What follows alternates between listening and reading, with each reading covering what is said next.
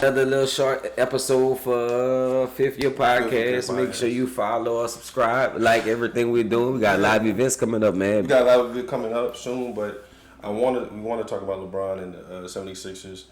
My money was on the Timberwolves, but I see why now. We all said that. We all said the Timberwolves.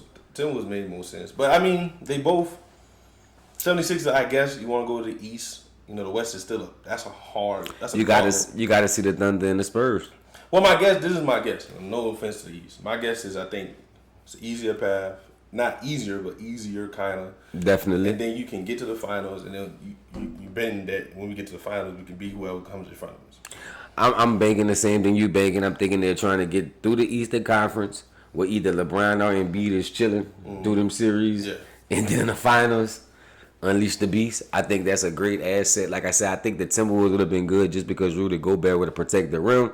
It wouldn't have gave as much offense if you would have got an Embiid or a Jokic. But my mindset was that you already had. If you went to Timberwolves, you already had a lot of offense. LeBron James had averaged 27 and 6 last year. Definitely. Then you bring in LaMelo, another pass first, but he can get to 20 Anthony Edwards. It's a 30-point a game score. You got people like McDaniels that's going to take a step forward. I think this year also with LaMelo being on the team, getting a lot of more open shots. So I definitely agree with that. But I just think with the lineup, man. That lineup is crazy. So look, we're gonna just do a quick early prediction. So this is what I'm thinking. I still got the Knicks first. We talked about that. So I got the Knicks first. The only team I think is going to slide a couple spots is because they still haven't figured out that the Pistons, because they don't know what they're going to do with Jalen Duren. They lose Isaiah. They haven't addressed the biggest issue was their shooting. Were they that good during the regular season? It was a very good regular season team. They played really good defense. Their issue is only, this is the thing, I think the Thompson twin that they got, if he take a step forward shooting the ball well, offensive game wise, then I think they're gonna be even better because he's such a good. How did they win when Cade Cunningham went down with his lung situation? Because I know them boys are that still was toward winning the games. end. But they were still winning. They was winning. Like I said, I think one of the things that I have to point out is that their coach, JB, can't think of his name right now, but he's a really good coach. That's what I'm saying. They just haven't addressed their shooting situation. But I think the Thompson twin, I think it's the Sir. He needs to take a step forward, shooting the ball better. Definitely. You lose Tobias Harris. I know a lot of people not a big fan of Tobias Harris, but as a shooter, at least he a capable shooter. And they didn't address it in the offseason, so I just didn't like. They did draft a point guard, so I don't know what they're gonna do with him. The one from Stanford. He looked good in the summer league. So that's the baby Kyrie dude. Kind of, yeah. And so I don't know where they're gonna put him in. Maybe backup point guard. Maybe put him in the point guard. Put K maybe at the 2 a little bit. I'm not sure how they're gonna handle him. They still, like I said, you gotta do what they're gonna do with Jalen. Now I think they should sign him. How do you feel about the Nick Nurse? Do you think that's a good coach, a decent coach, a winning coach, a coach that's going? I think any team that LeBron James go to, you have when you gotta manage a lot of personalities right now. You got 2 players on that team that's won championships, right? So you got Jalen Brown that came in. He got his Finals MVP. Finals MVP. He's won a championship. LeBron's obviously won 4. You have won 1. So I think there's a lot. They know what it takes to win a championship. I don't think that's the problem. I think the issue is going to be getting them to gel quickly, right? Where's Joel Embiid's health?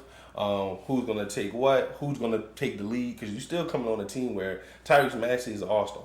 So almost scored that 30 was his points team a game. last year. Almost scored 30 points a game last year. And Jalen Brown plays like he has something to prove every game. So then you got Jalen Brown, and them boys ready to play. I still don't think we should sleep on the Knicks and that team. I think Cleveland's a good regular season team. In the playoffs, they showed their cut that they don't play the best defense. I think Atlanta's on the up and up. I think the Pistons going to come down a little bit. I think Indiana's a team to watch. We can start Tyrese Halliburton's coming back.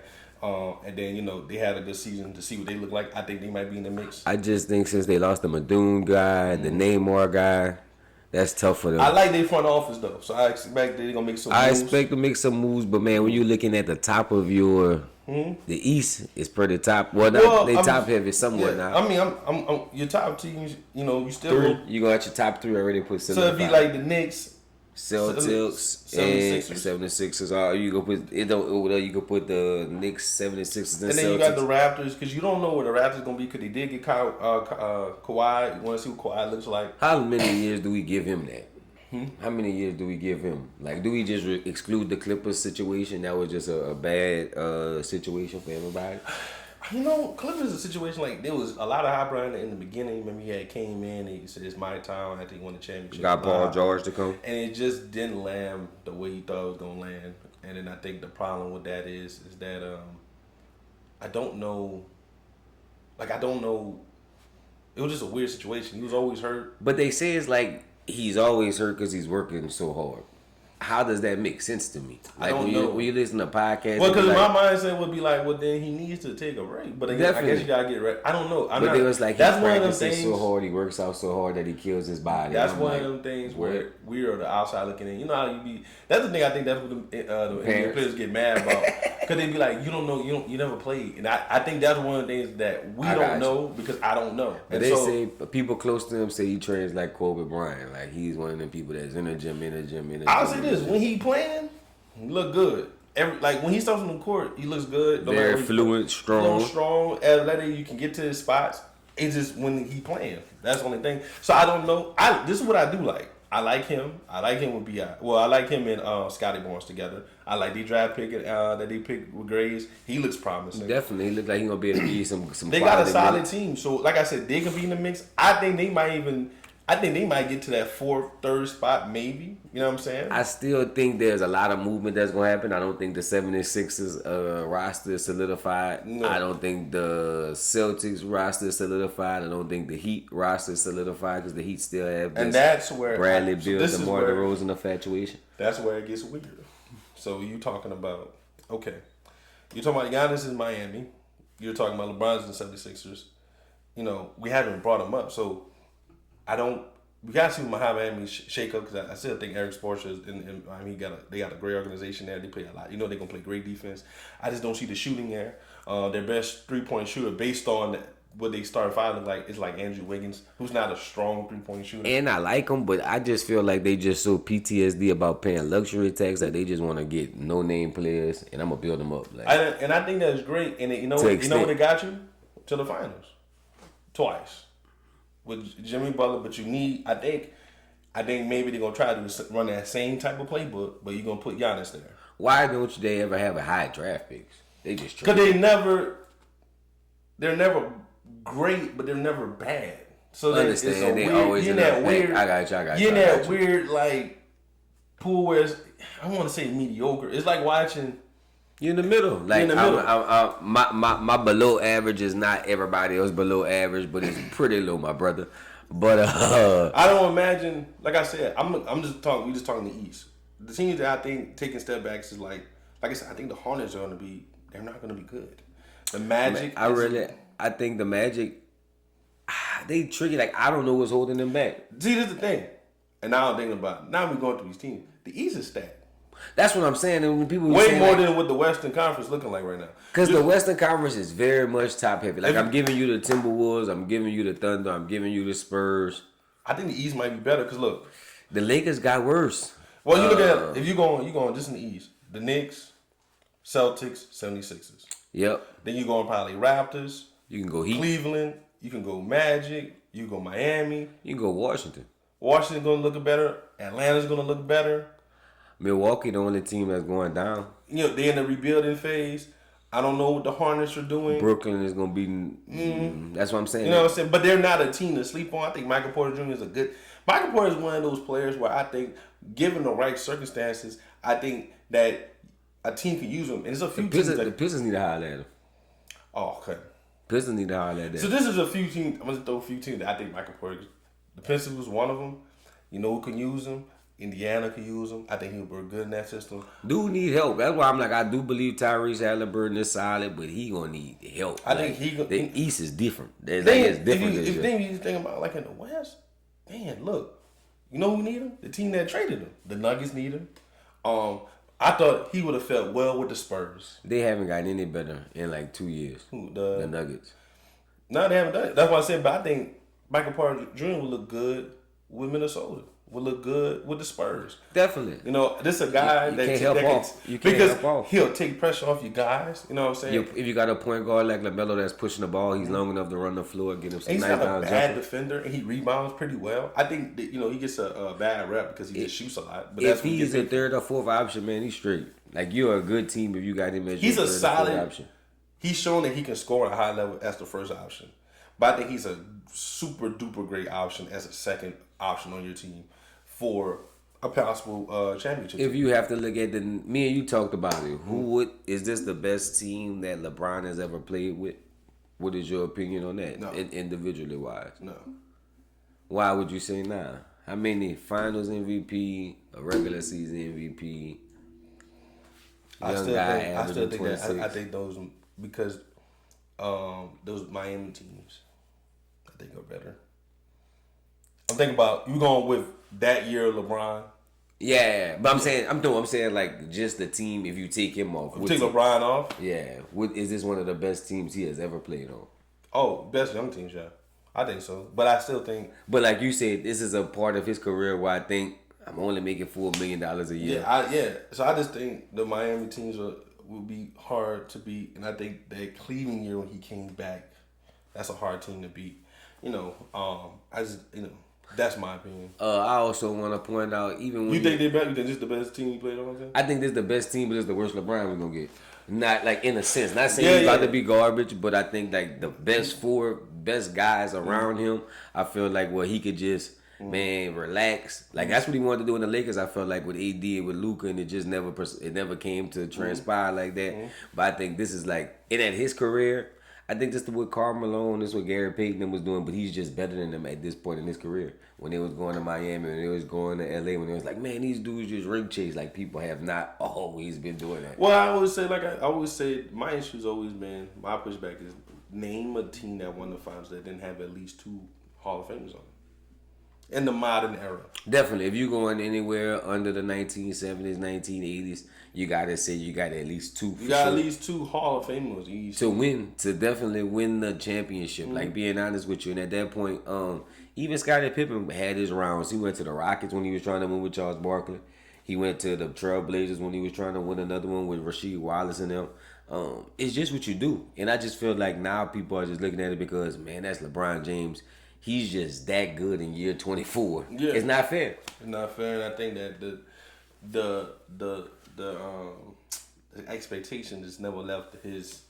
It's never came down, and I think the problem is we don't hold a lot of these superstars like we don't hold nobody. One of the things that we don't talk about enough is like Jokic, right? Where we had him as one of the better players, but he hasn't got out of first or second round. We give him the cop out that his team has gotten down, but when LeBron doesn't make it, you look even at KD, he get a lot of flack. You get a lot of flack, as he should. But I'm saying these new stars, like I say, I think there are new stars you gotta look at right now, especially Giannis. You know what I'm saying? He's been hurt. He need to come back. He got something to prove. I think. Jokic. Man, Zion. What does he prove if you talking about? I don't think he's proven enough to even get him in that conversation. But I understand, like, even I think Paolo needs to step up. You know, these are number 1 picks where I think these are some your young stars got to step up. And, I agree. And even like Devin Booker, who's a superstar, and I think he just had I don't like what the Suns have been doing with him. It's just I don't even know the direction of that team.